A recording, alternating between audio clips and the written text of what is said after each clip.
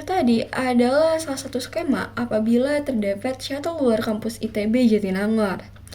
Tapi hasil tersebut itu sudah dicapai setelah beberapa tahapan yang cukup lama. Ada beberapa tahapan design thinking mulai dari empathize, lalu juga ada define, idea, dan prototype. Nah, sebelum kita bahas tahapan-tahapannya itu, kenapa sih kita angkat topik terkait rute shuttle luar kampus ITB Jatinangor? ITB Kampus Jatinangor adalah salah satu cabang dari Institut Teknologi Bandung yang terletak di Jatinangor. Sebagai kampus idaman orang-orang, ITB ini menyimpan banyak sekali mahasiswa dari beragam pulau dan juga beragam program studi. Salah satu kebutuhan paling pentingnya adalah transportasi, yang dimana transportasi ini harus terjangkau, efisien, dan tidak merepotkan banyak orang.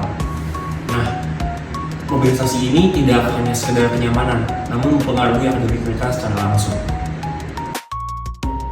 Saat ini, mobilitas mahasiswa di luar kampus hampir sepenuhnya menggunakan ojek online dengan rata-rata 20 hingga 40 pesanan per pengemudi per harinya, terutama pada saat jam masuk dan juga pulang kuliah.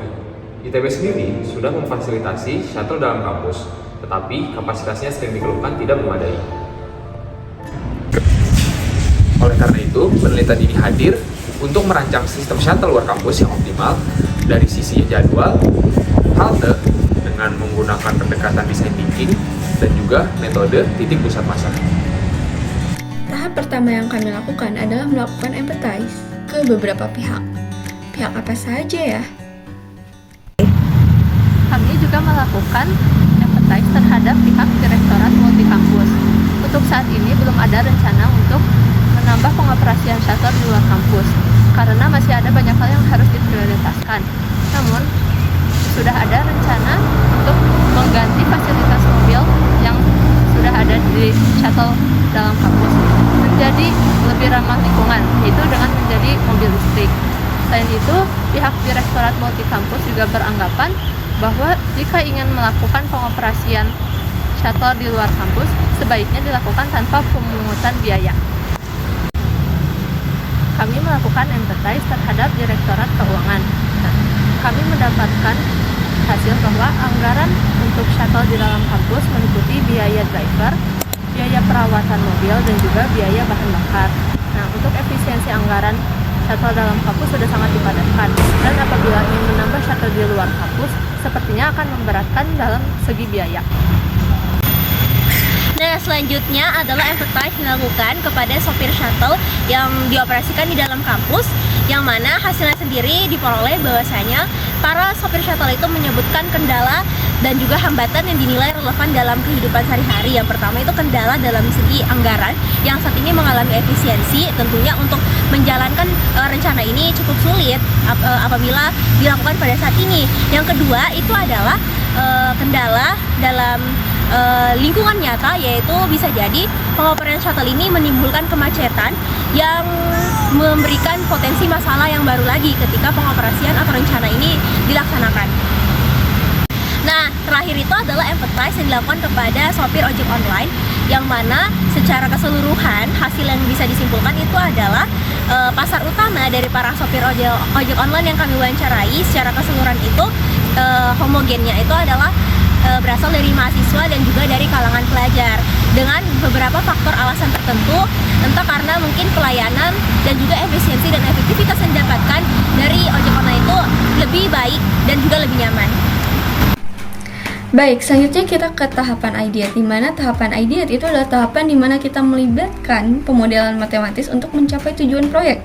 Tujuan proyek kami adalah ada dua. Yang pertama untuk menentukan rute operasional shuttle luar kampus ITB Jatinangornya itu nanti akan seperti apa, termasuk penentuan lokasi pemberhentian shuttle luar kampus ITB Jatinangor, dan yang kedua itu adalah estimasi waktu operasional shuttle luar kampus ITB Jatinangor. Untuk penentuan rute, kami terlebih dahulu mengajukan izin akses data terhadap alamat kos mahasiswa-mahasiswi ITB Jatinangor kepada pihak Direktorat Pendidikan melalui Ditsama sebagai perantara. Nanti setelah data tersebut kami dapatkan, akan kami konversi dari alamat menjadi koordinat longitude dan juga latitude.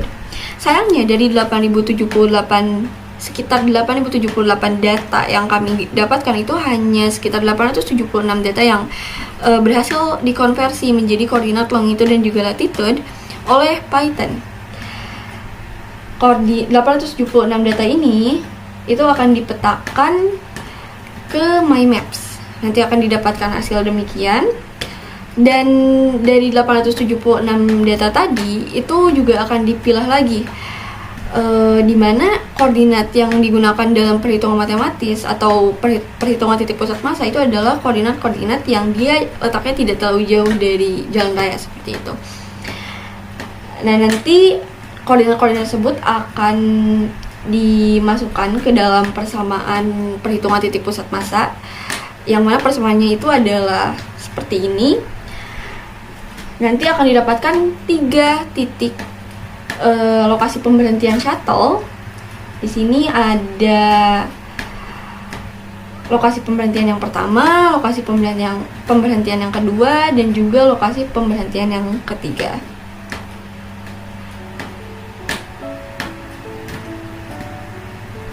Selanjutnya 3 lokasi tersebut itu akan dipetakan ke MyMaps lagi dan didapatkan 3 lokasi pemberhentian. Baik, yang kedua itu adalah terkait penentuan estimasi waktu operasional shuttle. Untuk operasional shuttle itu sebenarnya dari pihak Direktorat Pendidikan sendiri, selain memberikan kami alamat kos, itu juga dari Direktorat Pendidikan itu memberikan kami jadwal mata kuliah setiap prodi yang ada di ITB Jatinangor. Sehingga di sini kami dapat melihat di jam berapa kepadatan keberangkatan kuliah itu terjadi seperti itu. Dan di sini kalau misalnya dilihat itu dapat terlihat dari tanggal 16 sampai 19 kepadatan keberangkatan kuliah itu dia terjadi di jam 1 siang dan juga ada di jam 8 siang seperti itu. Oleh karena itu kami menggunakan jam 1 siang dan juga jam 8 pagi itu sebagai waktu acuan, di mana shuttle ITB yang dari luar itu harus sudah berada di wilayah perkuliahan.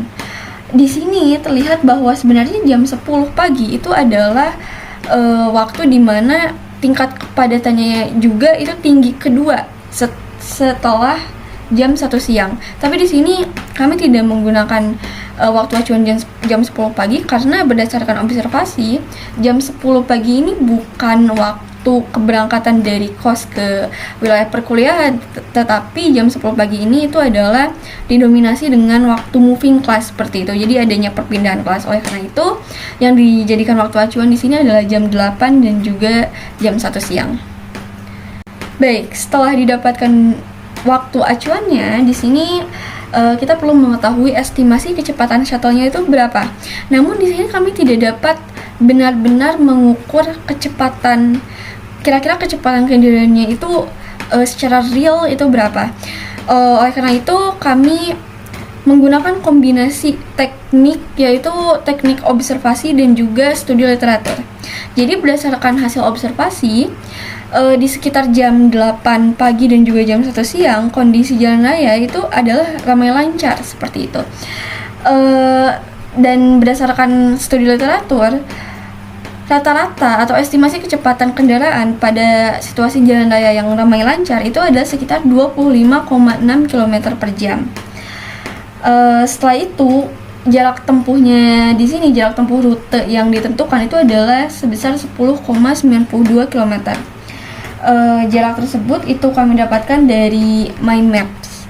Setelah didapatkan kecepatan dan juga jaraknya, maka dapat ditentukan waktu tempuh shuttle-nya itu untuk melalui rutenya itu berapa jam atau berapa menit dengan persamaan kinematika sederhana, yaitu waktu tempuh sama dengan jarak tempuh dibagi kecepatan. Di sini 10,92 km dibagi 25,6 km per jam didapatkan bahwa waktu tempuh shuttle-nya itu untuk menempuh rute yang telah ditentukan adalah sekitar 25 menit. Namun 25 menit ini itu belum termasuk waktu tunggu shuttle-nya di setiap halte seperti itu.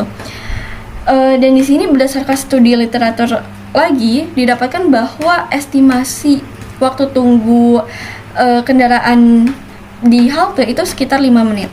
Karena ada 3 halte, maka 3 dikali 5 ditambah 25 menit yang tadi didapatkan bahwa secara keseluruhan estimasi waktu yang dibutuhkan shuttle untuk berangkat dari depan gerbang ITB menuju gerbang ITB lagi itu adalah sekitar 40 menit.